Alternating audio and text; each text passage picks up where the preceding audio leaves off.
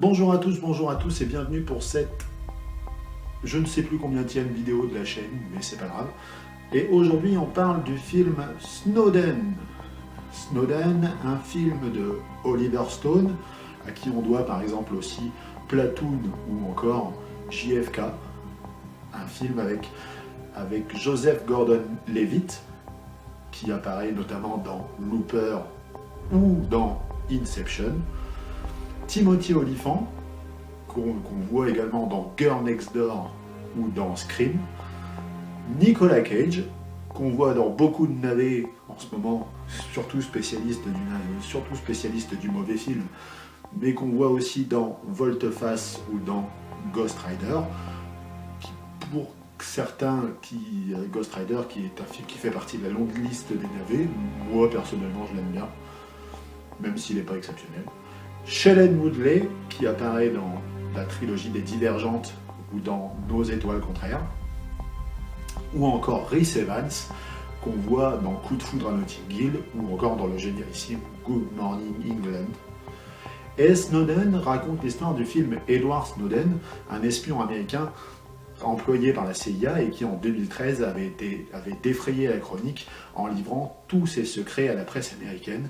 Et le film nous raconte comment Snowden est passé de petit analyste de la CIA à homme le plus recherché d'Amérique et de tous les services d'espionnage dans le monde.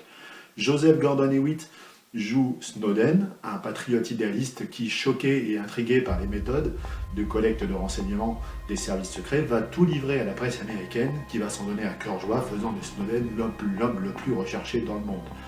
Le film n'est qu'une succession de seconds rôles pour tous les autres, tous plus ou moins importants selon les moments de la vie de Snowden.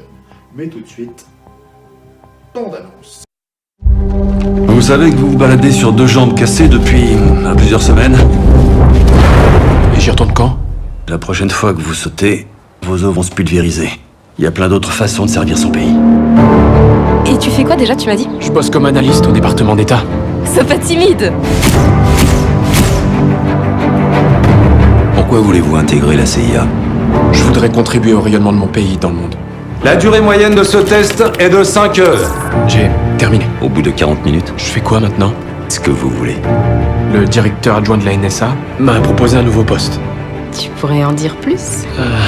Et non, comme tu le sais, Trouver l'aiguille terroriste dans la meule de foin d'Internet. T'es prêt à passer à l'action? Celui-là a l'air croustillant. attends, comment c'est possible? Si tu veux, ça fonctionne comme Google, sauf que ça cherche pas seulement dans ce que les gens rendent public. Donc, les emails, les chats, SMS, tout ce qu'on veut. Oui, mais on vise qui? Je comprends pas. Tout le royaume, Blanche-Neige. La NSA a placé sous surveillance tous les portables du monde. Les Américains ne rêvent pas d'être libres. Ce qu'ils veulent, c'est la sécurité. Oui, sauf que malheureusement, les gens ignorent qu'ils ont passé un marché. Ils nous surveillent?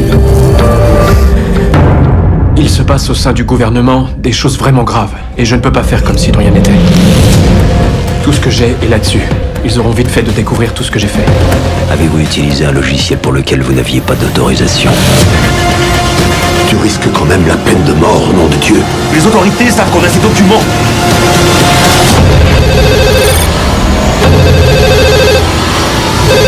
On n'a plus de temps à perdre. Ils vont s'en prendre à moi. Et ils vont s'en prendre aussi à vous.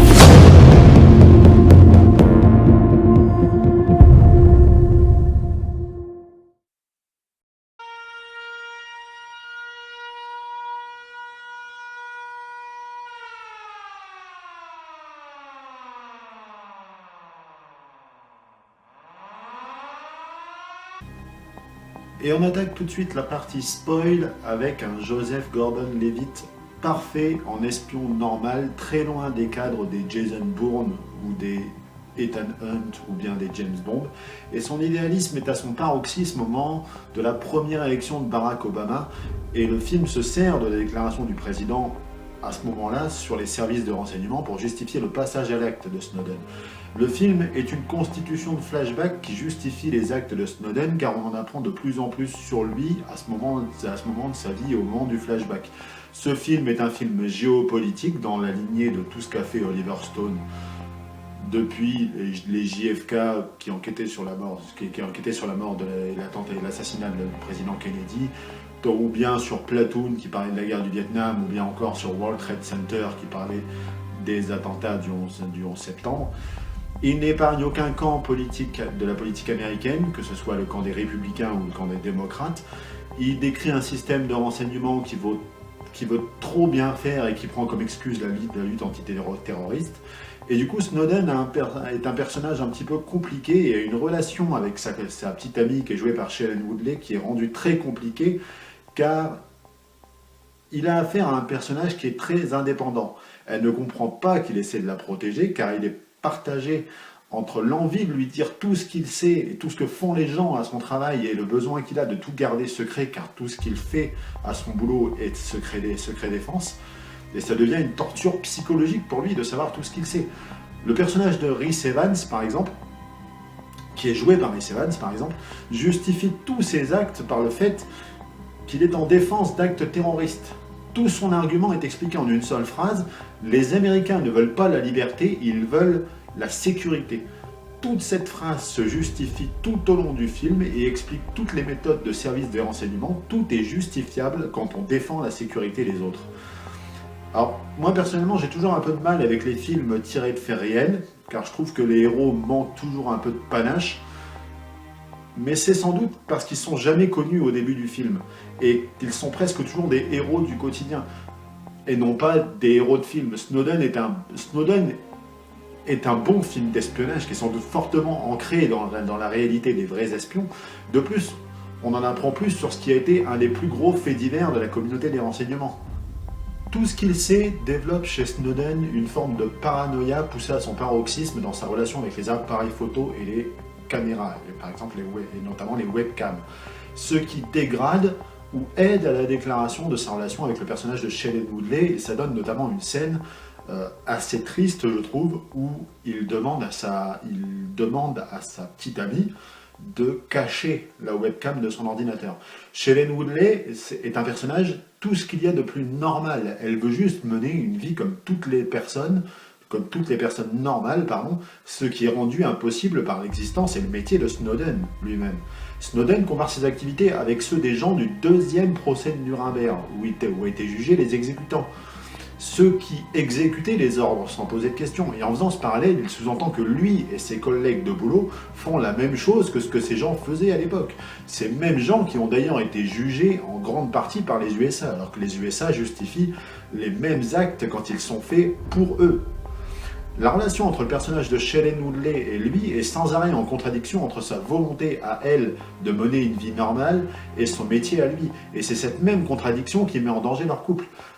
Ce film est un bon film dans la plus pure tradition des films d'Oliver Stone, et Snowden pourrait être l'héritier des héros d'espionnage dits normaux à la John le Carré ou à la Robert Little. Snowden est un espion standard, hors des cadres imposés par un James Bond ou un Jason Bourne, qui restent des héros de roman pas forcément ancrés dans la réalité.